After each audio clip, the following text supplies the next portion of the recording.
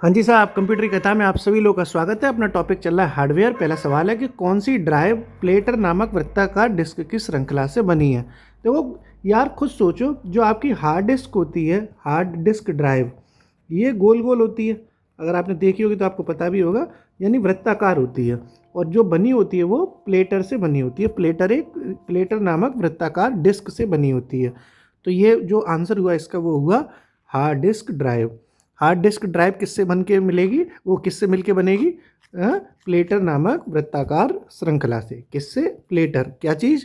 Hard disk drive. देखो, 2-3 बार जब चीज़ें याद हो जाएंगी, आप बार बार रिवाइज करोगे तो आपको रट जाएगा। कंप्यूटर में काफ़ी चीज़ें रटनी है भाई, रट्टा पिघेसन है पूरा। कौन सा हमें चार्ल्स बेबेज बनना है, बस काम हो जाए अपना।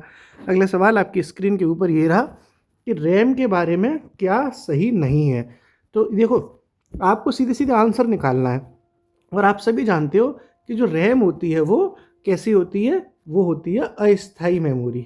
इतना तो आपको पता ही है, टेम्परेरी होती है ना ये तो बस काम खत्म आपका। तो बस काम खत्म हो गया। रैम जो है कंप्यूटर के बंद होने पर भी डेटा को स्थायी रूप से स्टोर करती है। ये बात गलत हो गई, क्योंकि रैम तो एक अस्थाई मेमोरी है और यहाँ बात स्थायी की थी, परमानेंट की थी। रैम अपने आप में एक टेम्परेरी है। तो ये स्टेटमेंट गलत हो गया। यही इसका आंसर हो जाएगा, क्योंकि पूछा है कौन सा स्टेटमेंट सही नहीं है, तो यही वाला स्टेटमेंट सही नहीं है, इसलिए ये इसका आंसर हो गया।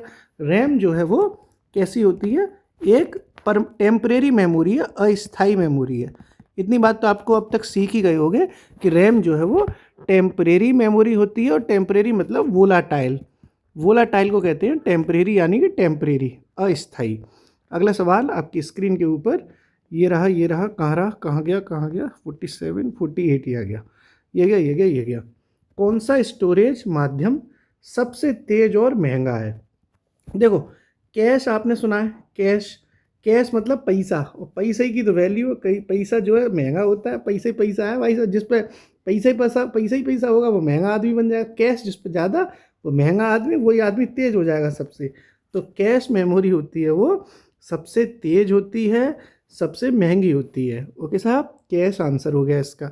अगला सवाल आपकी स्क्रीन के ऊपर ये रहा कि CRT की फुल फॉर्म पूछी है। CRT की फुल फॉर्म होती है दोस्तों कैथोड रे ट्यूब। क्या होती है?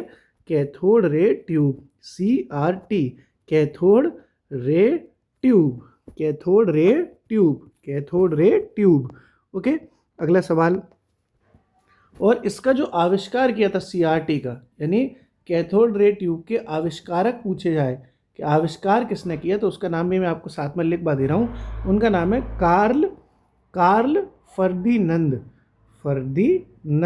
अजीब सा देखो नाम है, कार्ल फर्दिनंद ब्रोन। ये नाम थे ब्रोन। इन्होंने मिलके, मतलब ये एक ही व्यक्ति का नाम है, इन्होंने ही CRT का आविष्कार किया था दोस्तों 1897 में। कब किया था? 1897 में। किसने? के एफ बी ने CRT खोज मारा था। ओके, कार्ल फर्डिनेंड ब्रोन ने 1897 में किसकी खोज की है? CRT की। CRT फुल फॉर्म क्या हो गई? Cathode ray tube. ओके, अगला सवाल ये है कि एक कंप्यूटर के CPU में लाखों बहुत छोटे छोटे स्विच होते हैं, जिन्हें क्या कहा जाता है? उनको कहा जाता है दोस्तों ट्रांजिस्टर्स। कंप्यूटर का जैसे CPU है, इस CPU में बहुत छोटे छोटे स्विच होंगे, और इसे छोटे छोटे स्विचों को कहा जाता है ट्रांजिस्टर्स। क्या कहा जाता है? ट्रांजिस्टर्स। ओके साहब, अगला सवाल आपकी स्क्रीन के ऊपर ये रहा। यहाँ से, किस प्रकार का स्कैनर प्रकाश स्रोत की सहायता से वर्ण, अंक और कोड को पढ़ता है? बस आगे की लाइन आपका काम खत्म कर देगी। प्रतियोगी परीक्षाओं में वस्तुनिष्ठ प्रकार के उत्तर पत्रों के लिए उनका उपयोग किया जाता है। आप लोग जो प्रतियोगी परीक्षाएं देते हो, चाहे आप SSC, UP SSC, लेखपाल, लोअर PCS किसी का भी एग्ज़ाम देते हो, तो उसकी कॉपी कैसे चेक होती है? OMR पे चेक होती है। उसको क्या कहते हैं? कॉपी को OMR कहते हैं ना। उत्तर पत्रक मतलब आपकी आंसर सीट OMR होती है।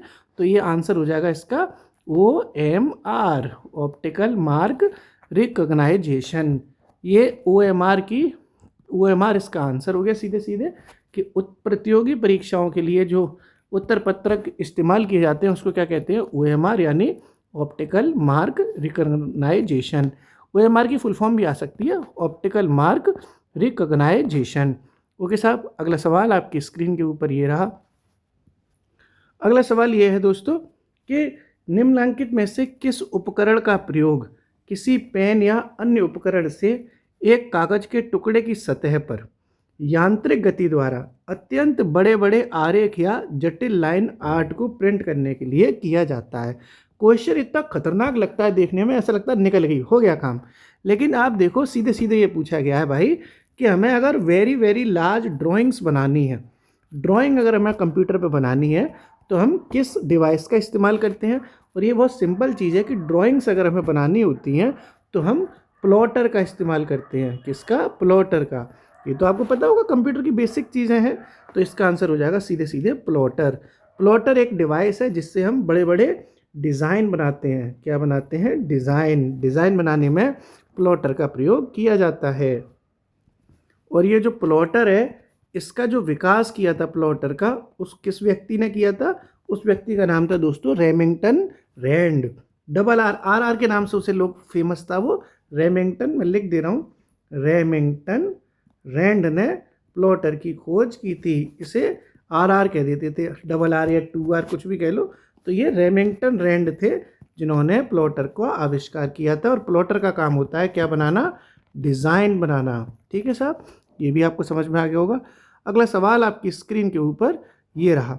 सवाल ये है कि कौन निम्नलिखित में से कौन एक इम्पैक्ट प्रिंटर नहीं है। तो मैं आपको इम्पैक्ट प्रिंटर के बारे में थोड़ा सा जानकारी दे दूं तो आसान हो जाएगा। देखो, दो तरह के प्रिंटर होते हैं, ठीक है, एक बात समझ लेते हैं। एक को कहते हैं दोस्तों इम्पैक्ट प्रिंटर, ये गलत लिख गया, इम्पैक्ट प्रिंटर। और एक होता है दोस्तों नॉन इम्पैक्ट प्रिंटर।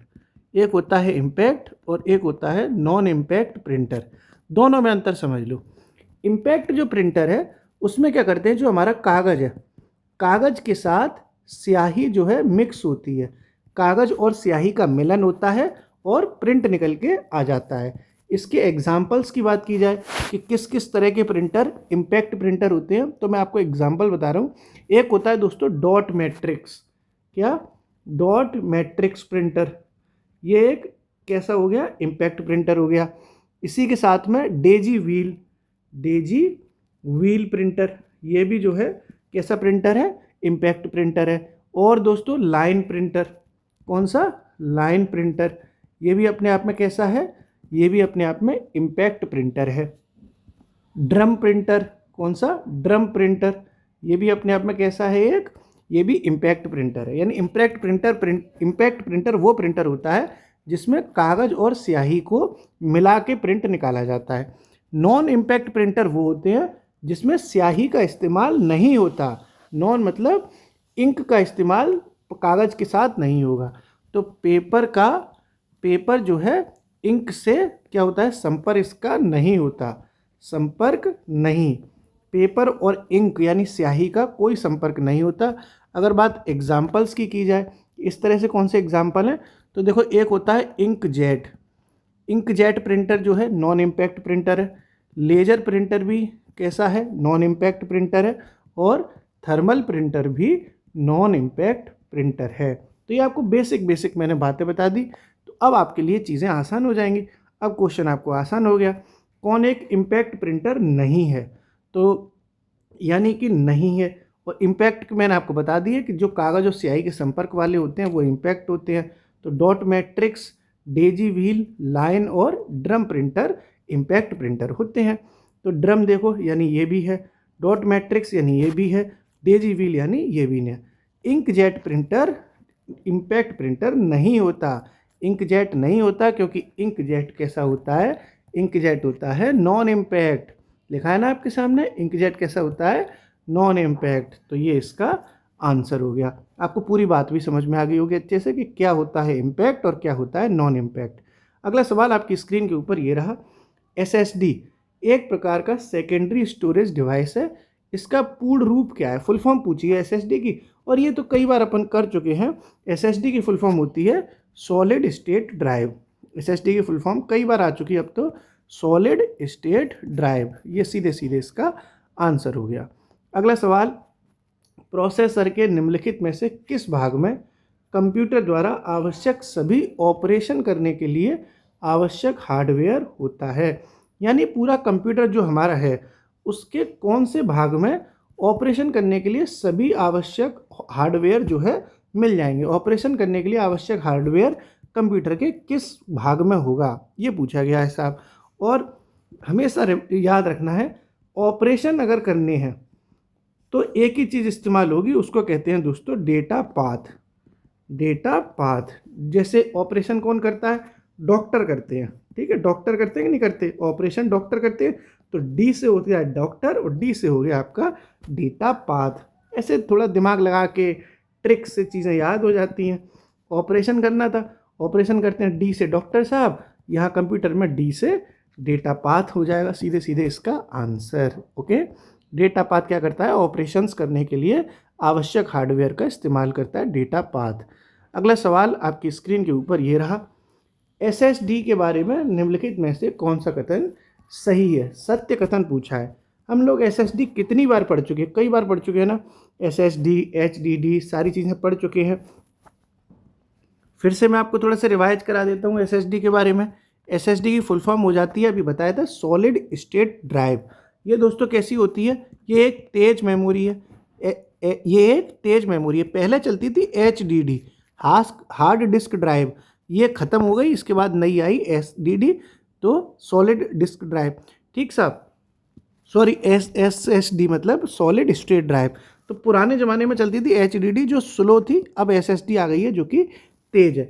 इसके बाद साथ में आपको मैं ये भी बता दूं कि ये जो एसएसडी होती है वो नैंड गेट का इस्तेमाल करती है, यानी नैंड फ्लैश मेमोरी का यूज़ करती है। एक मेमोरी होती है उसको कहते हैं नैंड, नंद कह लो, नैंड कह लो, नैंड फ्लैश मेमोरी का इस्तेमाल करती है। कौन सी? एसएसडी। किस मेमोरी का इस्तेमाल करती है? ये करती है नैंड बेस्ड फ्लैश मेमोरी का। इसमें दोस्तों किसी भी तरह का मूविंग पार्ट नहीं होता, कोई भी पार्ट इसका मूव नहीं करता है, स्टेबल रहता है। तो मूविंग पार्ट इसमें नहीं होता है, नहीं होता है, नहीं होता है। ओके साहब, ये भी बात आपने समझ ली। और ये क्योंकि लेटेस्ट टेक्नोलॉजी है तो कम बिजली लेती है। तो कैसी बिजली जो है ज़्यादा खाएगी या कम खाएगी? जब नई टेक्नोलॉजी है ना तो कम बिजली खाती है। तो ये एसएसडी आपने समझ लिया कि ये तेज है, नंद फ्लैश मेमोरी का इस्तेमाल करती है, इसमें मूविंग पार्ट नहीं होता है और ये कम बिजली इस्तेमाल करती है। ओके, अब आपका आंसर तो तुरंत ही निकल आएगा। देखो, पहला ही स्टेटमेंट ये था कि SSD are slower than HDD. तो एसएसडी जो है वो स्लो नहीं होती, वो फास्ट होती है, तेज होती है। और जैसे ही आप पहला स्टेटमेंट गलत करोगे वैसे ही आपका आंसर आ जाएगा, क्योंकि इसमें पूछा क्या है? कौन से ट्रू है? तो पहला तो गलत हो गया। तो पहला देखो इसमें भी था तो ए खत्म, पहला इसमें भी था तो ये भी खत्म, पहला इसमें भी था ये भी खत्म, सीधे सीधे आंसर निकल आया। अब भी तो एलिमिनेशन मेथड से भी आंसर निकाल सकते हो आप, काम ईजी हो जाता है। तो ये तो आंसर निकल आया। हालांकि स्टेटमेंट देख लेते हैं, SSD use NAND based flash memory. तो यहाँ पे देखो नंद फ्लैश मेमोरी का इस्तेमाल करती है एसएसडी, बिल्कुल करती है, दूसरा स्टेटमेंट सही है। तीसरा, SSD have no moving parts, exactly moving part इसमें नहीं होते, तो ये भी स्टेटमेंट सही है। अगला स्टेटमेंट ये है कि एसएसडी जो है वो लेस पावर मतलब कम बिजली इस्तेमाल करती है, तो ये कम बिजली इस्तेमाल करती है, ये भी स्टेटमेंट इसका सही है। तो आंसर हो जाएगा बी। 2, 3, 4 इसके स्टेटमेंट सही हैं। पहला स्टेटमेंट इसका गलत था क्योंकि ये स्लो नहीं होती बल्कि तेज होती है। ओके, अगला सवाल आपकी स्क्रीन के ऊपर, ALU अर्थमेटिक लॉजिक यूनिट का प्राथमिक कार्य क्या है? तो यार ALU तो आप सभी जानते हो कि ये गणना करता है, अभी तक कितनी बार बता चुके हैं ना, नॉर्मल चीज़ है ये। तो इसका काम जो होता है वो गणना करना होता है, गणना करना यानी कैलकुलेशंस वगैरह। तो इसका आंसर सीधे सीधे ये हो गया, गणना करना और तार्किक लॉजिकल ऑपरेशंस करना, सीधे सीधे इसका आंसर हो गया। ALU की फुल फॉर्म होती है अर्थमेटिक लॉजिक यूनिट। अगला सवाल आपकी स्क्रीन के ऊपर, कैश मेमोरी के बारे में पूछा गया है कि कैश मेमोरी के बारे में निम्नलिखित में से कौन सा कथन सत्य है? कैश मेमोरी, तो आपको थोड़ा कैश मेमोरी के बारे में बता दूं हल्का सा, तो और ज़्यादा सही रहेगा। जो कैश मेमोरी होती है दोस्तों, वो एक तो तेज़ होती है, स्पीड इसकी बहुत तेज़ है। पहली चीज़ तो आप ये जानते ही हो कि इसकी स्पीड बहुत तेज़ है। क्विक एक्सेस होता है इसका, बहुत स्पीड से चीज़ें इसमें काम करती हैं। दूसरा, एक चीज़ हमेशा याद रखना कि ये कैसी मेमोरी है, हमेशा ये एक अस्थाई मेमोरी है।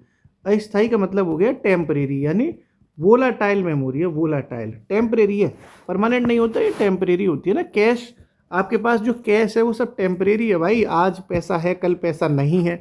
तो जब आपका पैसा टेम्परेरी है तो ये कैश मेमोरी भी कैसी है, टेम्परेरी है, वोलाटाइल है। ओके, और ये होती कहाँ पर है, तो मान के चलो दोस्तों ये आपका CPU है। जैसे मान लेते हैं ये आपका CPU है, तो इसमें 3 तरह की कैश मेमोरी होती हैं, L1, L2 और L3। 3 तरह की कैश मेमोरी हैं, जिसमें L1 और L2 ये तो आपकी CPU के अंदर होती हैं, लेकिन L3 जो है वो अंदर या बाहर कहीं भी हो सकती है। वो 90% केस में बाहर होगी और अंदर भी हो सकती है, लेकिन L1 और L2 तो हमेशा ही अंदर होंगी, ये बाहर नहीं होगी। ओके, ये 3 तरह की कैश मेमोरी होती हैं। साहब कोई दिक्कत नहीं है, बस अब आपका सवाल समझो। कैश मेमोरी के बारे में निम्नलिखित में से कौन से कथन सही हैं?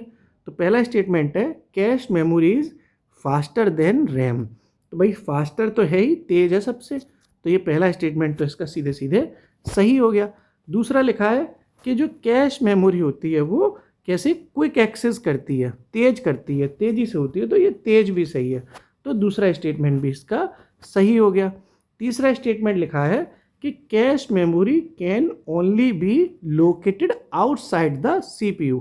इसका मतलब हिंदी में ये हुआ कि कैश मेमोरी CPU के बाहर होगी, केवल और केवल बाहर होगी। तो केवल बाहर नहीं होती, L1 L2 तो इसके अंदर होते हैं, L3 वाला हिस्सा बाहर हो सकता है। तो यानी कि ओनली जो लिखा था कि कैश मेमोरी केवल बाहर होगी, तो ये स्टेटमेंट दोस्तों गलत हो गया। केवल बाहर नहीं होती, जो है L1 और L2 वाली अगर कैश मेमोरी है तो अंदर होगी, L3 वाली कैश मेमोरी अंदर भी हो सकती है या बाहर भी हो सकती है, बाहर होने के चांसेस ज़्यादा हैं। तो तीसरा स्टेटमेंट गलत हो गया। चौथा स्टेटमेंट इसका है कि cache memory is non volatile. तो नॉन वोलाटाइल नहीं है, वोलाटाइल है, परमानेंट नहीं है, टेम्परेरी है, वोलाटाइल है, अस्थाई है। तो इसका चौथा स्टेटमेंट भी गलत हो गया। तो आंसर क्या आएगा, पूछा क्या था, ट्रू बताने थे। तो एक तो पहला ट्रू है और दूसरा ट्रू है, 1 और 2 इसके सही हैं। तो ये क्या आंसर, 1 और 2 कथन इसके सही हैं। D is the right answer, 1 और 2। ठीक है साहब, ये आपने कैश मेमोरी भी समझ ली।